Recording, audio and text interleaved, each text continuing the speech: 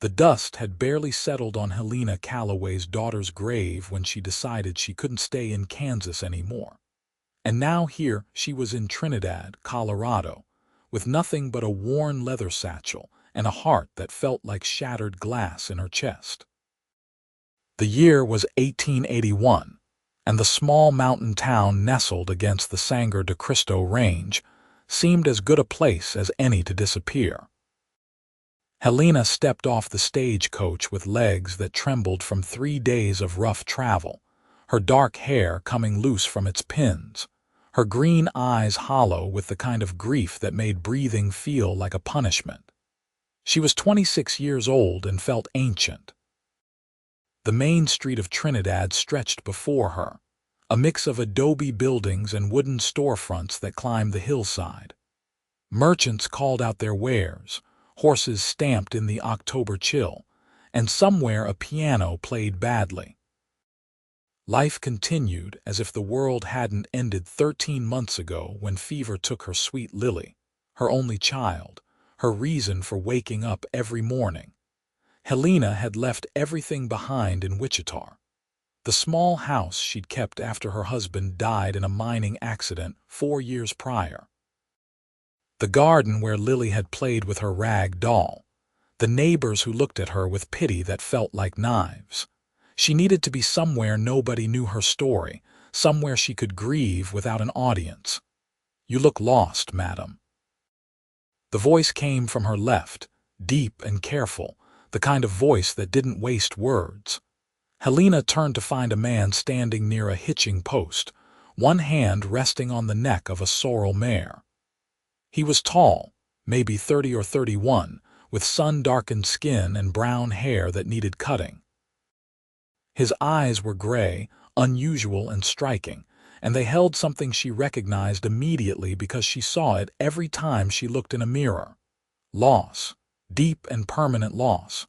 "I'm looking for the boarding house," she said, surprised her voice still worked after barely speaking for days. "Mrs. Patterson's place, I'll walk you there." He didn't move closer, didn't presume, just gestured up the street. "It's not far." She should have said no, she should have asked someone else. But something about those gray eyes made her nod, and she fell into step beside him as he led his horse up the dusty road. "I'm Yates Garrison," he said after a moment. "I run the ranch about 5 miles north of town, the Double G, Helena Calloway." She gripped her satchel tighter. "I just arrived from Kansas. I figured that much from the stage." He glanced at her, then away, as if looking too long might intrude on something private. "You have family here?" "No." The word came out harder than she intended. "No family anywhere anymore." Yates didn't pry, didn't offer empty condolences. He just nodded once, a gesture that said he understood more than words could convey. They walked in silence past the mercantile, the assayer's office, a saloon called the Silver Dollar where rough laughter spilled into the street. Mrs. Patterson's boarding house was a 2-story structure painted white with green shutters, neat and welcoming in a way that made Helena's throat tight. Yates tied his mare to the fence and carried her satchel up the steps, setting it down gently on the porch. "Mrs. Patterson's good people," he said. "Fair rates, good meals. She'll treat you right." "Thank you." Helena met his eyes again, saw that shadow of grief, and felt something shift in her chest. Not hope, nothing so grand, but maybe recognition. Someone else who knew what it meant to carry this weight. "I come into town most Saturdays for supplies," Yates said, adjusting his hat. "If you need anything, you let me know." He was gone before she could respond, swinging up onto his horse with easy grace and riding back toward the main street. Helena watched him go, then turned to knock on the boarding house door. Mrs. Patterson was a round, cheerful woman in her 50s, who asked no questions beyond Helena's name and ability to pay. The room was small but clean, with a narrow bed, a washstand, and a window that looked out over the mountains.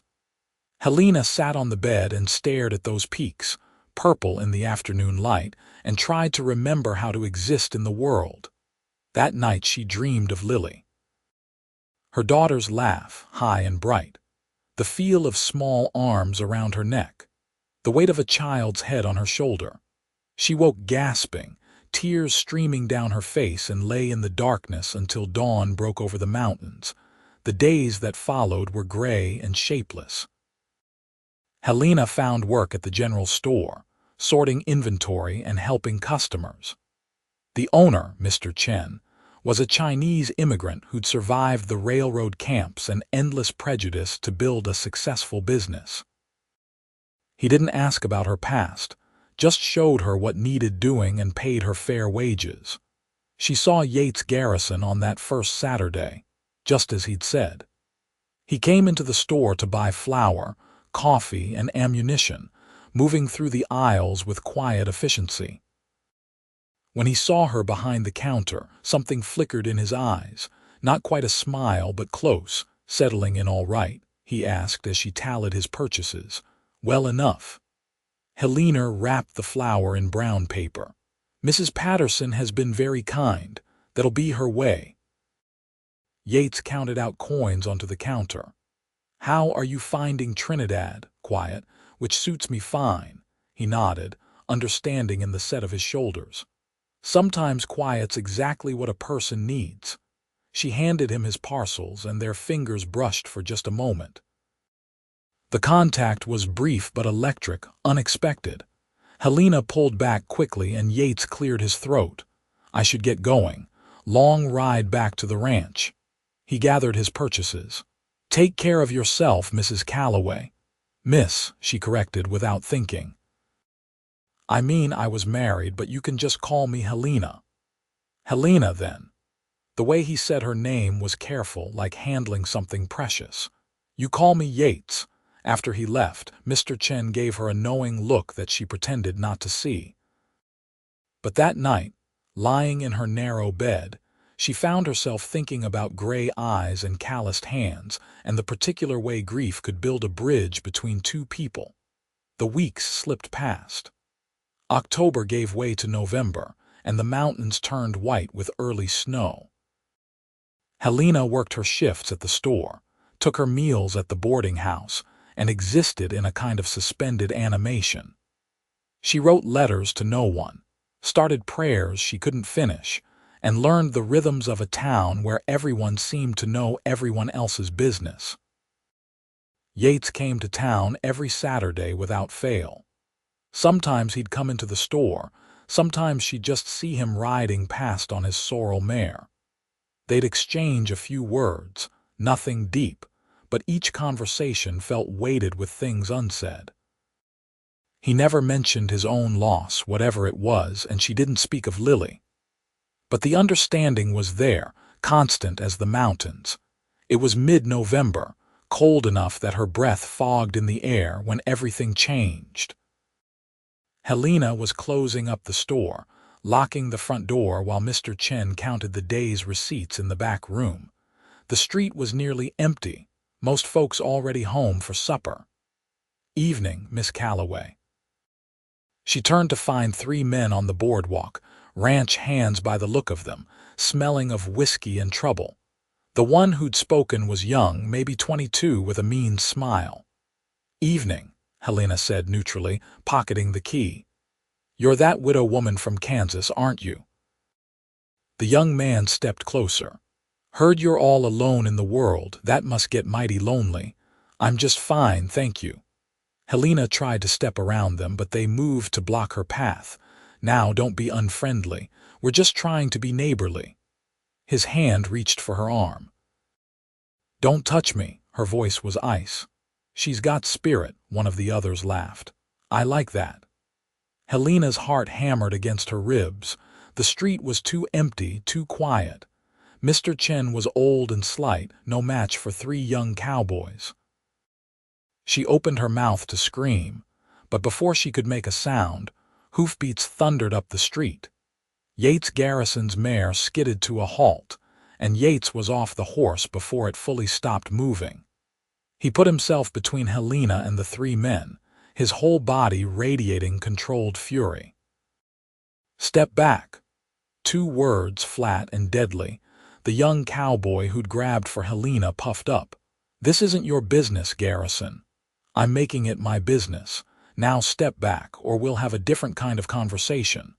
Something in Yates's voice must have penetrated the whiskey haze. The 3 men exchanged glances, then backed away, muttering about uppity ranchers and women who thought they were too good. Yates didn't move until they disappeared into the silver dollar. Then he turned to Helena, and his expression shifted from dangerous to concerned in a heartbeat. "Are you all right? Did they hurt you?" "No, you got here in time." Helena's hands were shaking. "Thank you. I don't know what would have happened if you hadn't come along. I was riding out of town when I saw them corner you." Yates's jaw was tight. "Those are Brennan's ranch hands. They get mean when they drink. I'll have words with Brennan tomorrow." "You don't have to do that." "Yes, I do." He looked at her with those gray eyes, and she saw something fierce there, something protective that made her chest ache. "You shouldn't have to deal with that kind of behavior." "No woman should." Helena wrapped her arms around herself against the cold and the lingering fear. "I appreciate it, Yates, truly. Let me walk you back to the boarding house." She nodded, suddenly exhausted. Yates led his mare by the reins as they walked through the darkening streets. The lights in windows looked warm and inviting, families gathering for the evening, a world Helena no longer felt part of. "I lost my son 5 years ago," Yates said suddenly, his voice rough. "Cholera epidemic. He was only 3 years old. His name was Thomas." Helena stopped walking, turned to face him. The pain in his voice was so raw it could have been yesterday. "My wife couldn't live with it," Yates continued, staring at something in the distance. "The grief ate her alive. She left 6 months after we buried Thomas, went back east to her family. I got divorce papers a year later, been running the ranch alone ever since. My daughter was 4, Helena whispered. Lily. She died from scarlet fever last December. I watched her slip away and couldn't do anything to stop it. My husband had already been dead 2 years. Crushed in a mine collapse. So when Lily died, I had nothing left. No reason to stay in Kansas, no reason to stay anywhere." They stood there in the cold November night, 2 people hollowed out by loss, and something passed between them. Not comfort exactly, something harder and more honest. Shared understanding, shared survival. "The worst part is the mornings," Yates said quietly, "waking up and forgetting for just a second, then remembering all over again." "Yes," Helena's voice broke. "Yes, exactly that." They started walking again, slower now. Yates told her about Thomas, how the boy had loved horses, how his laugh had sounded like bells. Helena spoke of Lily, her daughter's obsession with flowers, the way she'd sing made-up songs while playing. By the time they reached the boarding house, Helena felt wrung out but somehow lighter. As if speaking Lily's name out loud to someone who understood had eased some impossible weight. "Thank you for listening," she said on the porch. "And for earlier with those men, Helena." Yates turned his hat in his hands, nervous in a way he hadn't been facing down 3 drunk cowboys. "I know it's too soon for both of us. I know we're both still carrying our grief, but I'd like to call on you if you'd allow it. Nothing rushed, nothing expected, just spending time together, maybe being a little less alone." Helena's first instinct was to say no. To protect herself, to stay closed off. But looking at Yates's face, seeing the hope and fear warring there, she found herself nodding. "I'd like that," she said softly. "I think I'd like that very much." The smile that crossed Yates's face was small but genuine, the first real smile she'd seen from him. It transformed his features, made him look younger, less burdened. "Sunday afternoon, then? If you're not working, I could show you the ranch, or we could just take a ride if you prefer." "The ranch sounds nice. I'll pick you up at 1. He put his hat back on, hesitated, then said, "Good night, Helena." "Good night, Yates." She watched him ride away, then went inside to her small room and sat by the window for a long time. Part of her felt guilty, as if finding any connection to another person was a betrayal of Lily's memory. But another part, a part that had been dormant for 13 months, felt the faintest stirring of something that might, eventually, become hope. Sunday dawned clear and cold. Helena changed her dress 3 times before settling on a simple blue calico that Mrs. Patterson said brought out her eyes. She felt foolish, nervous, like a girl going to her first dance. But when Yates arrived precisely at 1, driving a wagon with a bench seat padded with blankets against the cold, the nervousness eased into something warmer. The ride north out of Trinidad was beautiful. The road climbed through foothills dotted with pinyon and juniper, with the great peaks rising to the west. Yates pointed out landmarks, told her about the early Spanish settlers who'd given the region its name, the mountain men who'd trapped beaver in these streams. "I came here right after the war," he said as the horses pulled them steadily upward. "Fought for the Union, saw things no man should see, came west looking for peace and open space. Met my wife in Denver, brought her here, built the ranch from nothing. It must have been hard, starting over after the war. Hard, but necessary. The ranch gave me purpose. Then Thomas came, and for 3 years everything made sense. I was building something for him, you know, a legacy. A place where he could grow up strong and free." Yates's hands tightened on the reins. "When he died, I almost sold it all, couldn't see the point anymore, but I kept at it, and eventually the work itself became the point, just getting through each day." "I understand that," Helena said. "After my husband died, I had Lily. She kept me going. Then when she died, I had nothing. The house felt like a tomb. Every corner had a memory that would bring me to my knees. I had to leave or I would have died there too." Yates glanced at her, and his expression was so full of understanding it made her eyes sting. "Do you ever feel guilty?" "For surviving, for keeping on? Every day." Helena's voice was barely audible. "Every single day." They rode in silence for a while, but it was a comfortable silence, the kind that exists between people who don't need to fill every moment with words. The Double G came into view around a bend. A neat collection of buildings in a high valley with a creek running silver through brown grass. The ranch house was built of logs, sturdy and well-maintained, with a wide porch facing the mountains. Corrals held a dozen horses, and cattle dotted the pastures beyond. It was a good spread, prosperous and solid, the kind of place that represented years of hard work. "It's beautiful," Helena said, and meant it. Yates helped her down from the wagon, and she felt the strength in his hands, the warmth even through her gloves. He showed her around with quiet pride, introducing her to his horses, explaining his breeding program, his plans for expanding the herd. When he talked about the ranch, some of the shadow lifted from his face. They had coffee in the ranch house kitchen, a space that was clean but obviously lacking a woman's touch. Yates built up the fire in the stove and sliced bread and cheese with competent hands. "I'm not much of a cook," he admitted, "but I can manage the basics." "It's more than I've been managing," Helena said. "I've been taking all my meals at the boarding house. Can't seem to work up the energy to cook for one. It's the same for me. Eating feels like a chore most days." They sat at the scarred wooden table, and Helena found herself looking around the kitchen, seeing the empty spaces. A child's drawings might have hung on the wall there. A toy might have been tucked in that corner. The ghosts were invisible but present. "This is where Thomas learned to walk," Yates said, following her gaze. "He'd pull himself up on these chairs and wobble across to me. Thought he was so clever."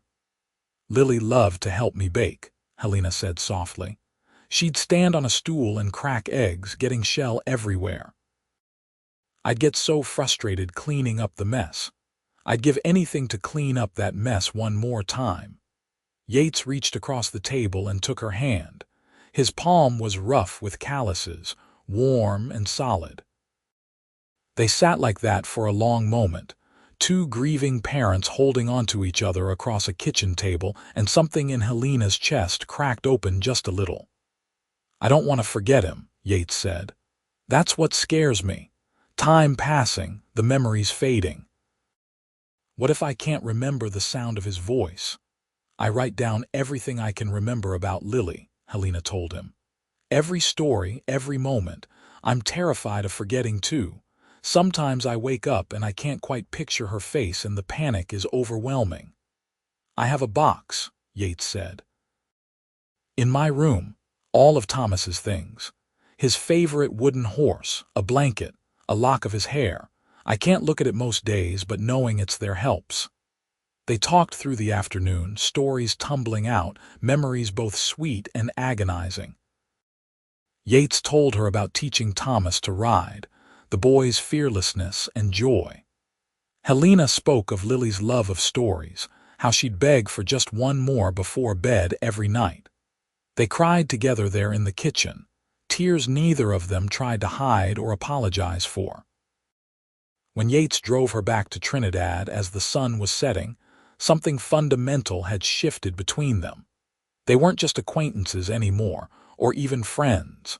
They were two people who'd found each other in the wreckage of their lives and decided to hold on. "Can I see you again?" Yates asked at the boarding house. "Next Sunday." "Yes," Helena said. "Or sooner if you'd like, if you're in town. I'll make a point of it." This time when he smiled at her, it reached his eyes, and Helena felt an answering warmth spread through her chest. Not love, not yet. But the possibility of it. The faint, fragile hope that maybe, someday, she could feel something other than grief. The next weeks unfolded like a gift Helena hadn't known she could receive. Yates came to town 3 times a week now, always finding an excuse. He needed something from the store, or had business at the bank, or was meeting with other ranchers. But really, they both knew, he came to see her. They took walks when Helena wasn't working, wrapped in coats and scarves against the December cold.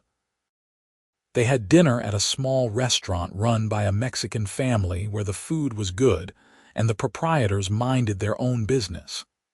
They talked endlessly about their lost children, about their pasts, about the strange experience of trying to move forward while still carrying such weight. "I feel guilty when I'm happy," Helena admitted one evening as they walked along the creek at the edge of town. "Like I'm betraying Lily's memory by laughing at something or enjoying a moment." "I know," Yates said.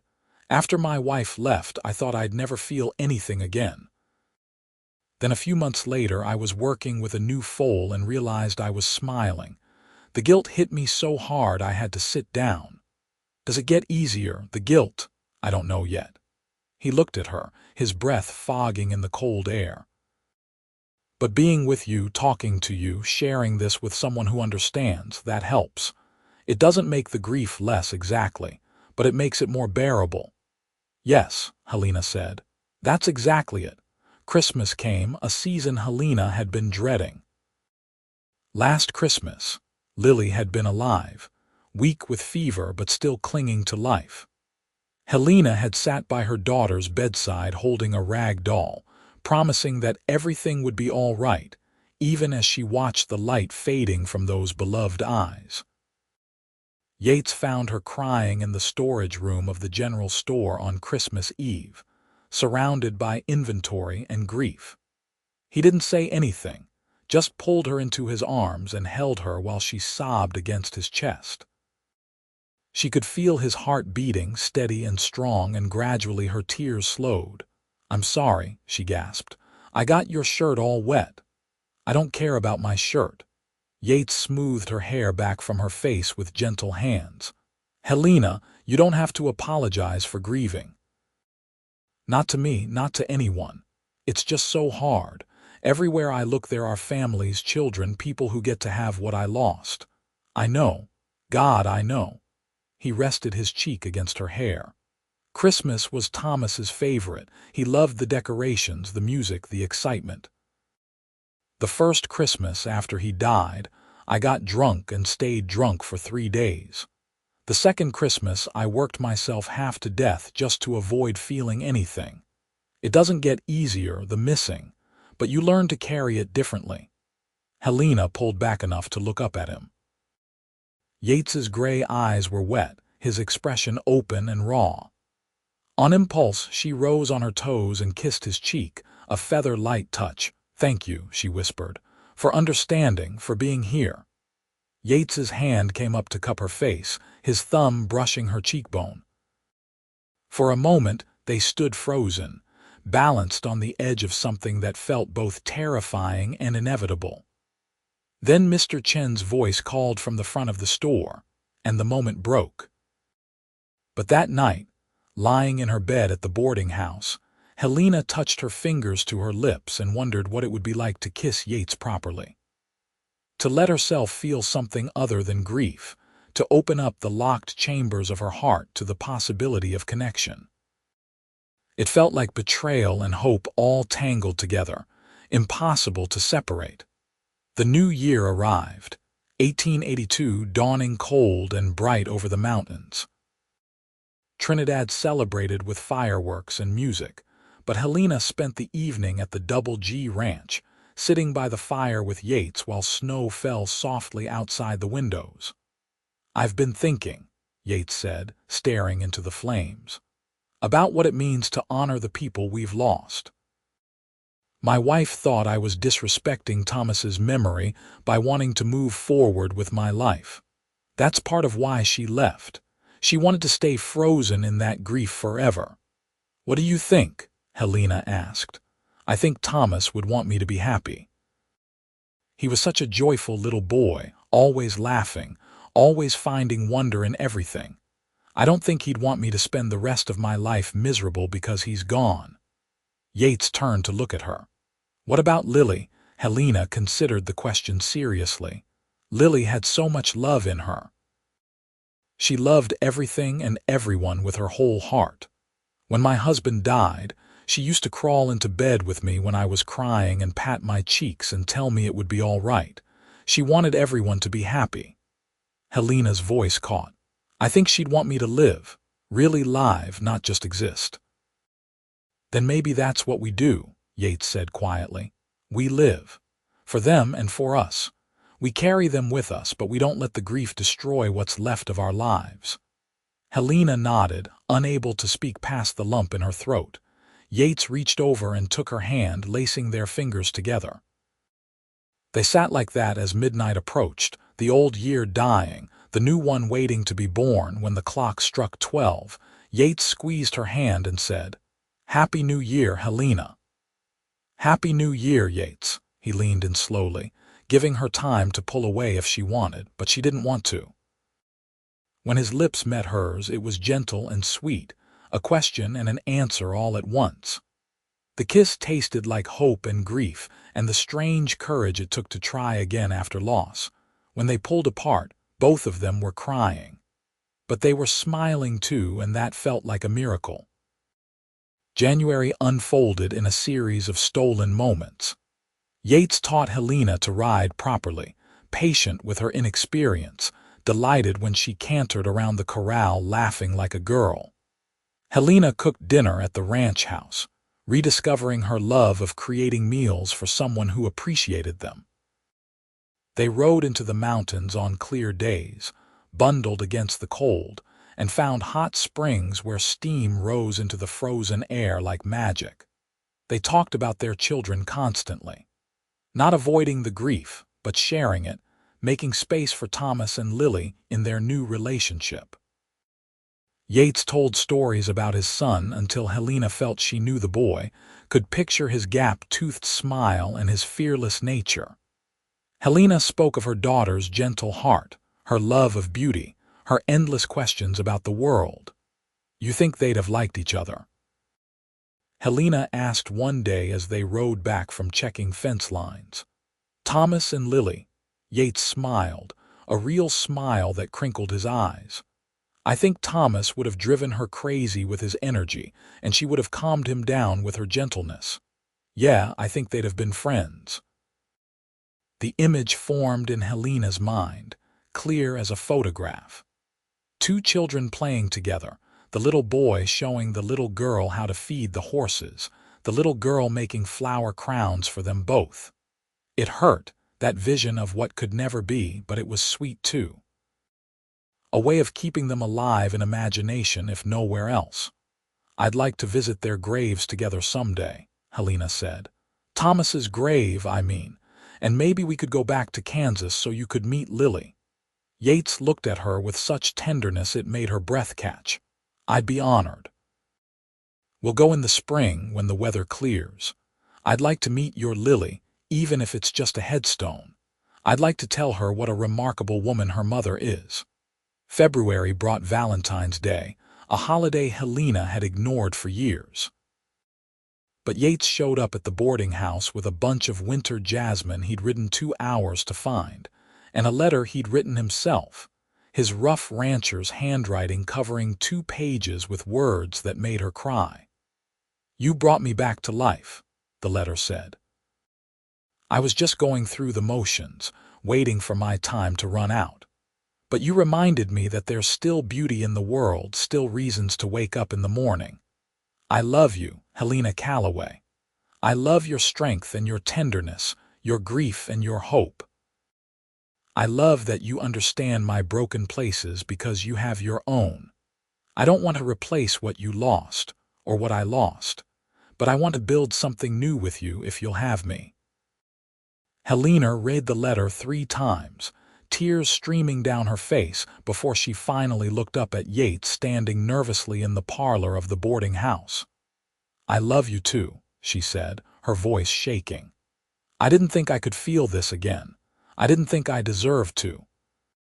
But I love you, Yates Garrison. With all my broken, healing heart, I love you. He crossed the room in 2 strides and kissed her like a drowning man finding air.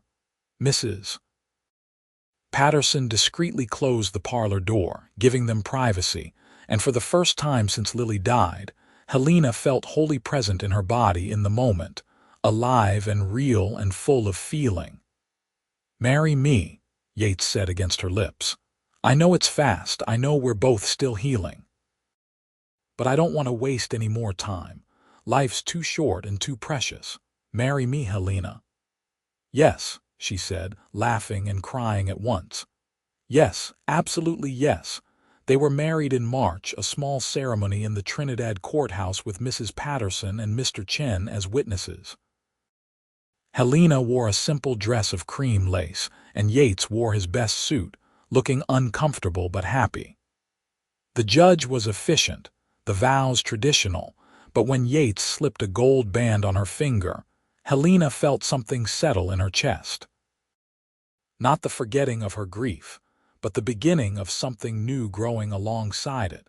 The ranch house became their home. Helena brought her few possessions from the boarding house and slowly began to add touches that made the space feel lived in. Curtains in the windows, books on the shelves, wildflowers in jars on the table. Yates showed her his box of Thomas's belongings, and together they found a place for it on the mantel, a place of honor. Helena added her own box beside it, the one she'd brought from Kansas. Lily's favorite dress, a pressed flower, a small book of poems they'd read together. The 2 boxes sat side by side, a memorial and a promise.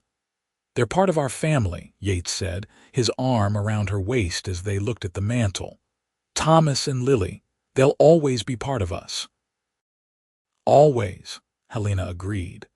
The first months of marriage were an adjustment. They were both used to solitude, to carrying their grief alone. Now they had to learn to share space, to be vulnerable, to let another person see their worst moments. There were days when Helena couldn't get out of bed, crushed under the weight of missing Lily. Days when Yates would ride out at dawn and not return until dark, working himself to exhaustion to outrun his memories. But they learned to weather those storms together. When Helena couldn't face the day, Yates would bring her coffee and sit with her, his presence a quiet anchor. When Yates retreated into work, Helena would ride out to find him, bringing food and water and the silent reminder that he wasn't alone anymore. They talked to their lost children sometimes, out loud when they were alone. "Lily, your mama found someone good," Helena would say to the empty air. "He's kind and strong and he understands what we lost. I think you'd like him." Yates would tell Thomas about Helena, about the ranch improvements, about plans for the future. It helped. Those one-sided conversations made the children feel less distant. Spring came to the mountains in a rush of green and wildflowers. In April, they kept their promise and traveled first to the small cemetery outside Trinidad, where Thomas was buried. Helena stood beside Yates at the tiny grave with its weathered marker, and her heart broke for the little boy she'd never known. "Hello, Thomas," she said softly, kneeling to place flowers on the grave. "I'm Helena. I love your daddy very much, and I promise I'll take good care of him. He talks about you all the time, you know, about how brave you were, how much you loved horses. I wish I could have met you." Yates's hand on her shoulder was heavy with emotion. They stayed for an hour, Yates telling stories, Helena listening and sometimes adding comments. The three of them connected across the boundary of death. 2 weeks later, they made the longer journey to Kansas. The train carried them across the plains, and Helena watched the landscape of her old life roll past with a strange sense of detachment. That woman who'd lived in Wichita felt like someone else, someone from another lifetime. Lily's grave was in a cemetery on the edge of town, under a cottonwood tree. The marker was simple: Lily Ann Calloway, beloved daughter, 1876–1880. Helena had arranged for flowers to be placed regularly through the church, and true to their word, fresh blooms decorated the small plot. She broke down when she saw it, all the grief she'd been carrying rushing up at once. Yates held her while she sobbed, his own tears falling into her hair. "I'm so sorry, baby girl," Helena gasped. "I'm so sorry I couldn't save you. I tried so hard. I did everything I could." "She knows," Yates said firmly. "Helena, she knows you loved her with everything you had. You were a good mother, the best mother." When Helena could breathe again, she introduced Yates to Lily. Told her daughter about the ranch, about the mountains, about the man who'd helped her mama learn to live again. "You'd love the horses, sweet pea," Helena said, one hand on the cold stone. "And the mountains are so beautiful. There are wildflowers everywhere, all the colors you loved. I'm building a garden at the ranch and I'm planting all your favorites. Lily of the valley, of course, and roses and daisies and columbine." Her voice broke. "I miss you every second of every day, but I'm trying to live really live the way you'd want me to. I'm trying to be happy again. I hope that's all right with you." The wind rustled through the cottonwood leaves, and Helena chose to believe it was Lily's blessing. They stayed in Kansas for 3 days, visiting all of Lily's favorite places. The park where she'd played, the church where Helena used to take her on Sundays, the general store where the kind owner had always slipped Lily a piece of peppermint. Yates listened to every story, remembered every detail, making space for Lily in his heart the way Helena had made space for Thomas. On the train ride back to Colorado, Helena leaned against Yates's shoulder and felt something ease in her chest. The grief wasn't gone, would never be gone. But it felt more integrated now, less like a boulder crushing her and more like a weight she could carry while still moving forward.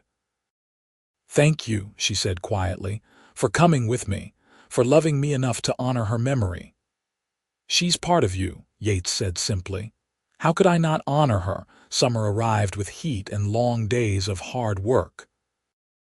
Helena threw herself into the ranch alongside Yates, learning to tend cattle, mend fences, manage accounts. The physical labor was exhausting but satisfying, and for the first time in years, she slept through the night without nightmares. They hosted a small gathering in July, inviting neighboring ranchers and their families. Helena cooked for days, and Yates cleaned up the ranch yard, and together they created an event that felt like a statement. We're alive. We're building a life. We're not just surviving anymore. The children of their neighbors ran and played in the ranch yard, and Helena watched them with an ache that was bittersweet rather than purely painful. She would never stop missing Lily, would never stop wishing for what might have been. But she could appreciate the joy of other children without it destroying her. "You're good with them," Yates observed, watching Helena show a little girl how to pet one of the gentler horses. "Natural." "I loved being a mother," Helena said wistfully. "It was the best thing I ever did. Even though it ended in heartbreak, I wouldn't trade those years with Lily for anything." That night, lying in bed with the windows open to the summer breeze, Yates broached a subject they'd been dancing around for months. "Have you thought about having more children?" Helena went still against his chest. "I've thought about it. I'm terrified of it, to be honest. What if something happened? I don't think I could survive losing another child. I understand that fear. God, do I understand it?" Yates's hand moved in slow circles on her back. "But I also think about Thomas and Lily, and how much joy they brought before the tragedy. And I think about you, and how good you are, how much love you have to give. It seems a shame to let fear stop us from experiencing that again." "It wouldn't be replacing them," Helena said, needing to say it out loud. "Another child wouldn't be Thomas or Lily. No, it would be someone new, someone we created together, and we'd love them while still loving and remembering the ones we lost." Helena turned over to look at her husband, seeing the hope and vulnerability in his face. She thought about Lily, about how her daughter had brought nothing but light into the world, how Lily had loved everyone and everything with wild abandon. "She'd want me to," Helena said slowly. "Lily would want me to have more babies to fill the ranch with love and noise. She always wanted a brother or sister. Thomas, too. He used to ask when he'd get a sibling." "Then maybe we should try," Helena whispered. "I'm still scared, but maybe fear shouldn't be what decides our future." Yates kissed her then, deep and sweet, and the decision was made. It took time. Through the fall and winter they hoped and waited, and Helena struggled with disappointment each month when her courses came. She was 27 now, still young enough, but fear crept in that maybe too much grief had broken something essential inside her. But in February of 1883, nearly a year after their wedding, Helena woke up nauseated and realized her courses were 3 weeks late. Dr. Morrison in Trinidad confirmed what she barely dared hope. She was expecting a baby, due in late September. The joy was immediate and overwhelming, matched equally by terror. Yates held her while she cried, happy tears and scared tears all mixed together, and promised her they'd face whatever came together. "I'm going to worry every second," Helena said, one hand pressed to her still flat stomach. "What if something goes wrong? What if I lose this baby too? Then we'll grieve together the way we've done before." Yates covered her hand with his. "But Helena, we can't live our lives paralyzed by what-ifs. We have to choose hope even when it's hard, especially when it's hard." The pregnancy progressed through spring and into summer. Helena was healthy, Dr. Morrison pronounced, though he understood her anxiety given her history. Yates was protective to the point of being ridiculous, trying to prevent her from doing any ranch work at all until Helena put her foot down. "I'm pregnant, not made of glass," she told him firmly. "I need to stay active. I need to feel useful. You have to let me live my life, Yates." He relented, though she caught him watching her constantly, as if he could protect her and the baby through sheer force of will. In quiet moments, Helena talked to the baby growing inside her. Told stories about Lily, about Thomas, about the two siblings who'd gone before. "You're so wanted," she whispered. "So loved already. Your brother and sister are watching over you from heaven, and your daddy and I will do everything in our power to keep you safe and happy." She set up a nursery in the small room off their bedroom, the room that had stood empty since Thomas died. It hurt, touching those walls that had once held a crib and toys, but it felt right too. A continuation rather than a replacement. Yates built a new crib, his hands careful on the wood. Helena sewed blankets and small clothes, her needle flying through fabric in the evenings while Yates read aloud or just sat with her. They were building something together, creating space for new life while honoring the lives they'd lost. September arrived with cooler nights and golden days. Helena was huge and uncomfortable, ready for the pregnancy to be over even as she dreaded the danger of childbirth. Every twinge sent panic through her, but Yates was steady, reminding her to breathe, to trust her body, to believe that things could turn out all right. Her labor started on a bright afternoon, steady contractions that built slowly through the evening. Dr. Morrison came to the ranch house, and Mrs. Patterson arrived to help, and Yates refused to leave Helena's side despite the doctor's suggestions that men wait elsewhere. "She's my wife," Yates said flatly. "I'm staying." The labor was long and hard, stretching through the night and into the next day. Helena clung to Yates's hand, fighting through wave after wave of pain, terrified and exhausted. But finally, as the sun rose on September 28, 1883, their son was born. The baby's first cry was the most beautiful sound Helena had ever heard. "Doctor." Morrison placed the squirming, red-faced infant on her chest, and Helena looked down at her son and felt her heart crack open all over again. Not with grief this time, but with overwhelming love. "He's perfect," she gasped. "Yates, look at him. He's perfect." Yates was crying openly, touching the baby's tiny hand with one finger, his expression stunned. "We have a son. Helena, we have a son." They named him James, after Yates's father, and gave him the middle name Peter, after Helena's father. James Peter Garrison, 7 pounds of healthy, squalling baby who latched on to nurse like a champion and filled the ranch house with his presence. The first weeks were exhausting and magical. Helena was terrified every moment, checking constantly to make sure James was breathing, panicking over every sniffle or cry. But slowly, as weeks turned into months and James thrived, the fear began to ease. He was a good baby, quick to smile, curious about everything. He had Yates's gray eyes and Helena's dark hair, and a personality that seemed uniquely his own. Watching Yates with their son, the tender care in those calloused hands, the soft voice he used when James fussed, Helena fell in love with her husband all over again.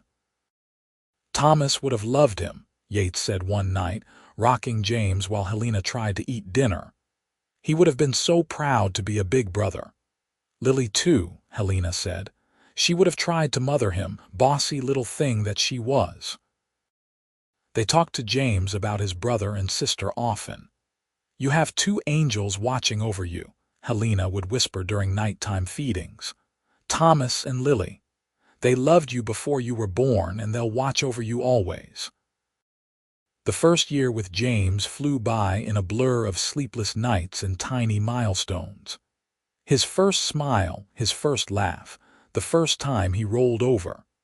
Every moment felt precious and terrifying, shadowed by the knowledge of what could be lost. But gradually, Helena learned to live with the fear rather than be paralyzed by it.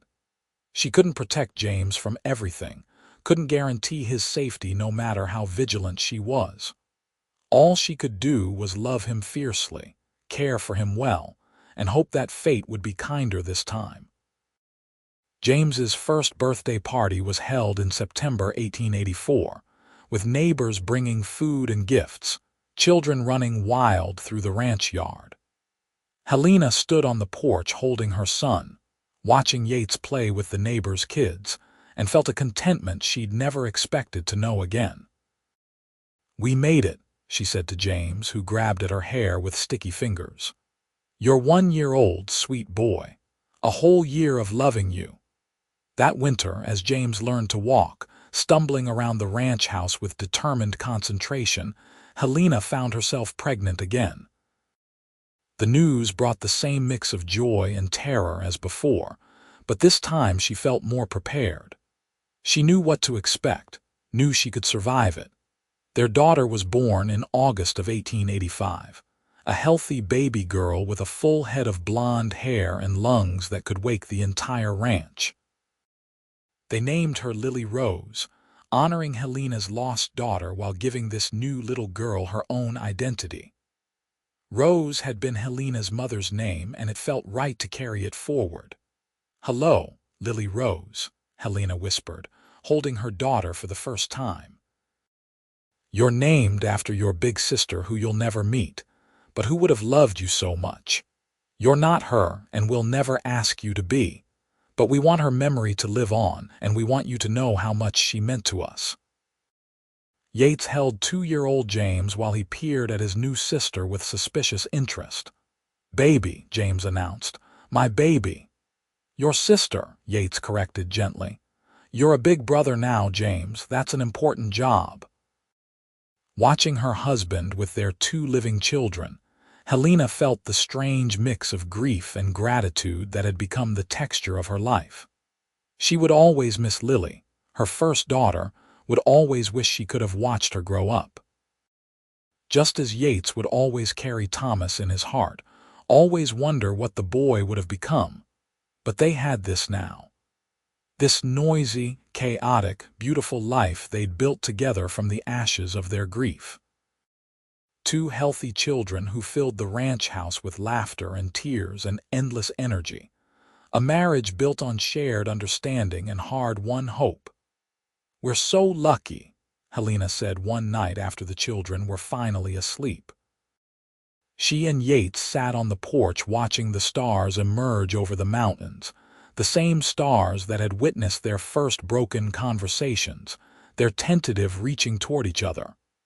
"We earned this," Yates corrected gently. "We survived the worst things that can happen to a person.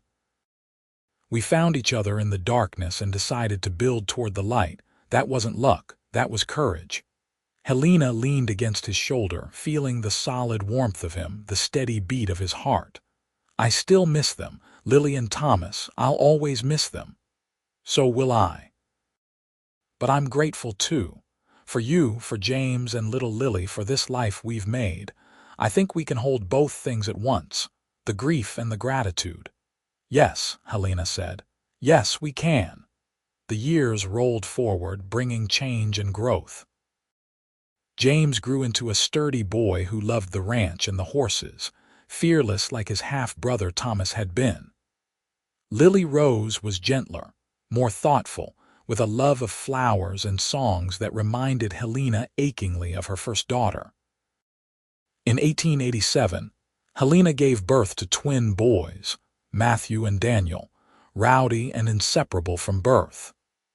The ranch house was chaos with 4 young children, but it was the kind of chaos Helena had never dared dream she could have again.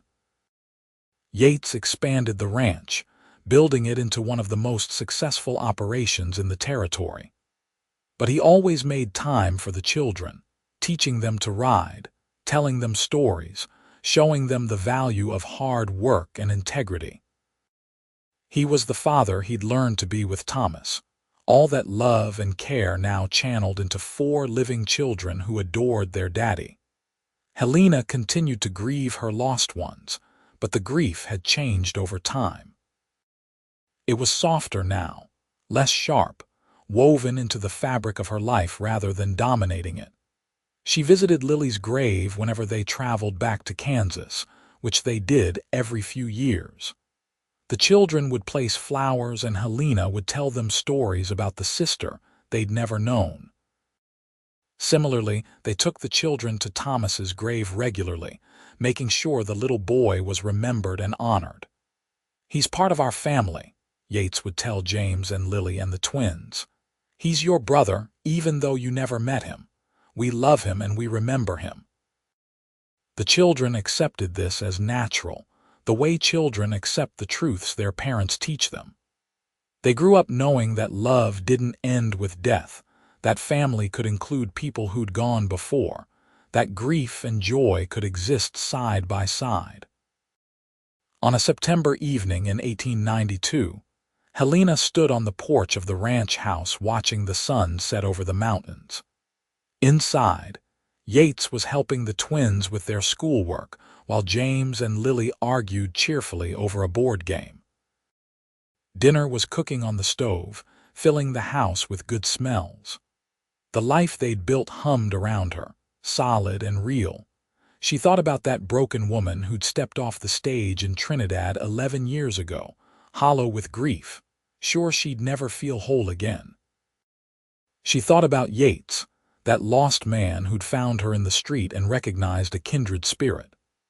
Two people shattered by loss who'd somehow found each other and built this beautiful, chaotic, imperfect life. "Lily," she said softly to the evening air, speaking to the daughter she'd lost so long ago. "I hope I've made you proud. I tried so hard to keep living, to honor your memory by not letting the grief destroy me. I have other children now and I love them with my whole heart, but you'll always be my first baby. You'll always be part of me." The wind whispered through the pines, carrying the scent of the coming autumn, and Helena felt a peace settle over her. The grief was still there, would always be there. But it no longer defined her. She was more than her losses. She was a mother, a wife, a rancher, a survivor. She was a woman who'd walked through fire and come out the other side scarred but stronger. Yates came out onto the porch, sliding his arms around her waist from behind. "What are you thinking about out here?" "Everything," Helena said, leaning back against him. "How far we've come, how much we've been through, how grateful I am that you saw me that day in town." "I recognized you," Yates said. "Another person carrying impossible weight. I thought maybe we could help each other carry it. We did more than that. We built a whole life together, the best life." Yates kissed the top of her head. "I love you, Helena Garrison. Thank you for taking a chance on a broken-hearted rancher. Thank you for seeing me when I was invisible with grief." Helena turned in his arms to face him. "Thank you for loving me and for loving Lily's memory and for giving me a family again." Inside, one of the twins shrieked about something, and James's voice rose in protest, and Lily was calling for her mother. The sounds of family, of life continuing, of love that persisted despite loss. Yates grinned, the expression transforming his face into something boyish and bright. "Duty calls." They went inside together, into the warm, noisy chaos of their home. The boxes on the mantel held the memories of Thomas and Lily, forever 3 and 4 years old, forever loved. But surrounding those boxes were photographs of the living children, artwork they'd created, treasures they'd collected. Past and present existing together, grief and joy interwoven. That night, after all 4 children were finally in bed, after the dishes were done and the house was quiet, Helena and Yates lay together in their room and talked the way they always had. About the children, about the ranch, about their memories and their hopes. "Do you ever wonder what they'd be like now?" Helena asked. "Lily would be 16, almost a woman. Thomas would be 18, probably trying to run the ranch himself, sure he knew everything." Yates smiled sadly. "But we'll never know. All we have are the memories of who they were." "That has to be enough. It is enough, it has to be." Yates pulled her closer. "We loved them while we had them. We honored their memories. And we built new life from the grief. I think that's the best we could have done." Helena thought about the long journey that had brought them here. the losses that had nearly destroyed them both, the chance meeting in a dusty street that had changed everything, the slow, painful, beautiful process of learning to live again, to love again, to hope again. I would go through it all again, she said quietly. Even knowing how it ends, even knowing the pain. I would choose to love Lily, to love you, to have our children. The love is worth the grief. Always, Yates agreed. The love is always worth it. They fell asleep tangled together, two people who'd found each other in the wreckage and built something lasting. Tomorrow would bring its own challenges, its own joys and sorrows, but they'd face it together, carrying their lost ones in their hearts while embracing the life they'd been given. The ranch slept under the vast Colorado sky, the mountains standing eternal watch. And in the house that love and loss and courage had built, a family dreamed of tomorrows yet to come, anchored by the yesterdays they'd survived.